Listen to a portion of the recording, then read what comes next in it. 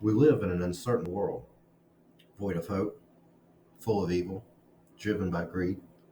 Christianity has been on the decline for a decade in the United States and Europe. God used to be prominent in our culture. Then in 1962, the U.S. Supreme Court ruled prayer in schools was unconstitutional.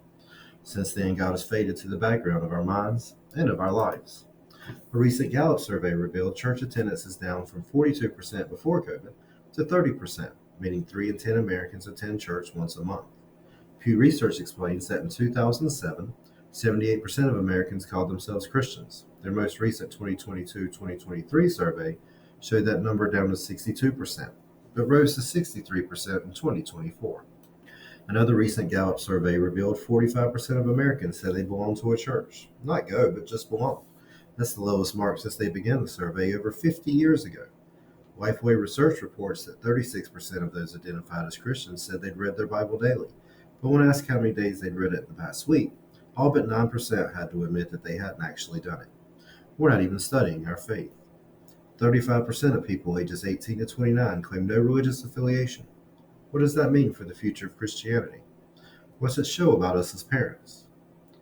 Many sites like Lifeway Research report Christianity is growing in countries like China, Africa, and Asia, where Christians risk persecution for their beliefs. They desperately need a Savior and long for His mercy and grace. I pray for you who risk it all to worship the Lord. You are the true saints of our times. But what about the rest of us who can still worship freely? We are so busy. Life is so busy these days. We've become a little self-sufficient and self-centered too, thinking we've accomplished something over God's grace giving it, or thinking we can do anything if we set our minds to it, but we usually just make it worse. Many of us think we're too smart to even believe in God. It's old news. We find a certain arrogance, freedom, and satisfaction in that. The funny thing is, many of the smartest scientists, most of them non-Christians, have begun to come back to the idea of a creator. Our universe and its perfect design is just too complex and astonishing for even the hardest of hearts to realize it can't be by an accident.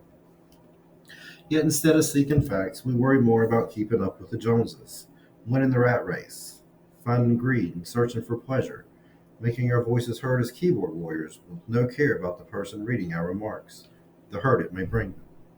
We think we are special, when truly there isn't much special about most of us if we pull back the layers. That especially includes me. Would you be so special if your life was under 24/7 scrutiny and all your past deeds were exposed? There is nothing wrong with being successful, but does it define you? What would you do to keep it? How many would you hurt?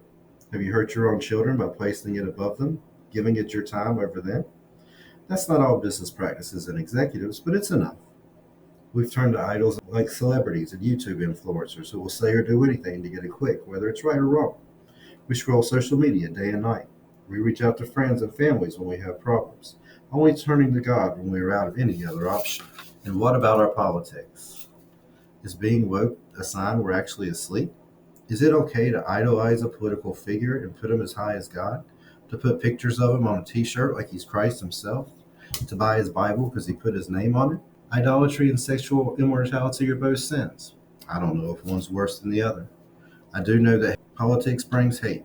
It's how they divide us. It's how they win and get richer, no matter what truths they ignore or who they hurt. We've lowered the standard of right and wrong, and that's just an example of it. We've embraced the idea that as long as it makes you happy, it must be right. But is it? Why do most people who live their own way still feel empty? Why do they still long for something else? King Solomon was the son of King David. God blessed him with wealth, more wisdom than anybody that would ever live, power. He had 800 lives. But after experiencing all of that earthly pleasure, he wrote this, Ecclesiastes 1, the words of the preacher, the son of David, king in Jerusalem. Vanity of vanities, says the preacher, vanity of vanities. All is vanity. What does man gain by all the toil at which he toils under the sun? A generation goes and a generation comes, but the earth remains forever. Denzel Washington once said in a commencement speech, I've never seen a U-Haul behind a hearse. No truer words have ever been said. We can't take it with us. Not the riches, not the heartache, not the fame, not the addictions, not the highs and not the lows. So why hold on to them so tight? Instead, we should embrace what Jesus asked us to do. Let's go to the Gospel of Matthew, chapter 22, verses 34 through 40. But when the Pharisees heard that he had silenced the Sadducees, they gathered together. And one of them, a lawyer, asked him a question to test him. Teacher, which is the great commandment in the law? And he said to them, You shall love the Lord your God with all your heart, and with all your soul, and with all your mind. That is the greatest and first commandment. And the second is like it. You shall love your neighbor as yourself. On these two commandments depend all the law of the prophets. Have we done well with this critical demand of Jesus, loving our neighbor as ourselves? We share this world, and we should treat each other as neighbors again instead of enemies. Help one another instead of steal. Be glad for others' success instead of jealous. Lift up instead of pull down. Forgive instead of resent. I get tired of the question, what kind of God allows a world like this? I get tired of that question because God's answered it. He answers it all through the Old Testament. Let's start with 2 Chronicles, chapter 36, verse 15 through 16. Again and again the Lord, the God of their fathers, sent word to his people through his messengers because he had compassion on them and on his dwelling place. But they mocked the messengers of God, despising his words and scoffing at his prophets, until the wrath of the Lord against his people was stirred up beyond remedy. How about Psalm 106, 39 through 43? Thus they became unclean in their practices, and played the harlot in their deeds. Therefore the anger of the Lord was kindled against his people, and he abhorred his inheritance, and he gave them to the hand of the nations, and those who hated them ruled over them. But there is hope. You feel that hope when you gaze at the beautiful world around you. It takes your breath away. A mountainous backdrop or a rolling sea at sunset. It's when we see the majesty of God's creation. We all think I could see how there could be a God in a moment like that, when we feel so small compared to the power of what's around us. We're realizing how lucky we are that we're allowed to share in it. And we're even more luckier that God offers us this, even after we've walked away. Jeremiah chapter 3, verse 12. Go and proclaim these words toward the north and say, Return, faithless Israel, declares the Lord, and I will not look on you in anger. For I am merciful, declares the Lord, and I will not be angry forever. How about 2 Chronicles chapter 30, verse 9? If you return to the Lord, your brothers and your children will find compassion with their captors and return to this land. For the Lord your God is gracious and merciful, and will not turn away his face from you, if you return to him. But they never returned, and God handed Israel over to Babylon, and they became captives. God is about to hand us over too. As Edmund Burke said, those who do not know history are doomed to repeat it. And that may be where we're at right now. Look around you. Watch the news.